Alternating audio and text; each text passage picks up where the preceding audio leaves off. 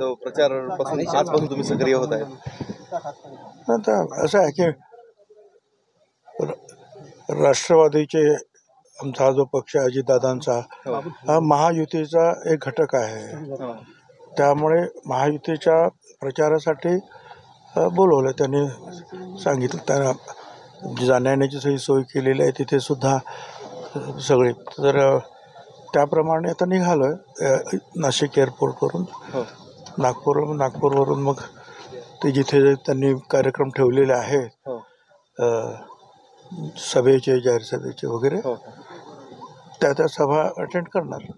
साहेब, विदर्भामधला पहिला दौरा आहे, कुठल्या मुद्द्यांना तुम्ही हात घालणार? नाही सर्वसाधारणपणे विकास हा महत्त्वाचा मुद्दा आहे.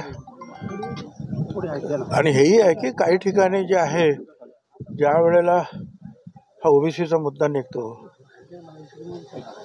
त्यावेळेला हे ओबीसीच्या विरोधात वातावरण तापवणारे कोण होते?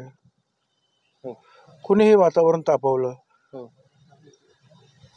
कुणाच्या कारखान्यावर ह्या सगळ्या गोष्टी घडत होत्या, कोणी ताकद दिली? या सगळ्या गोष्टीचा उहापोह करता येईल ना. लहान लहान गोष्टींबद्दल जे आहे बोलणारे सगळे अनेक नेते आमदारांची घरं जाळत असताना सुद्धा शांत बसतात.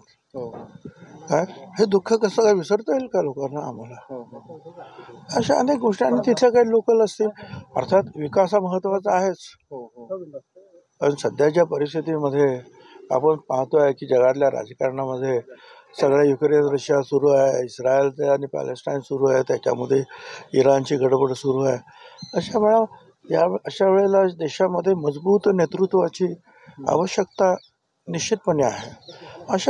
या सगळ्या गोष्टी मला तरी वाटतात की महत्त्वाच्या दिसतात. पण आजचे तुमचे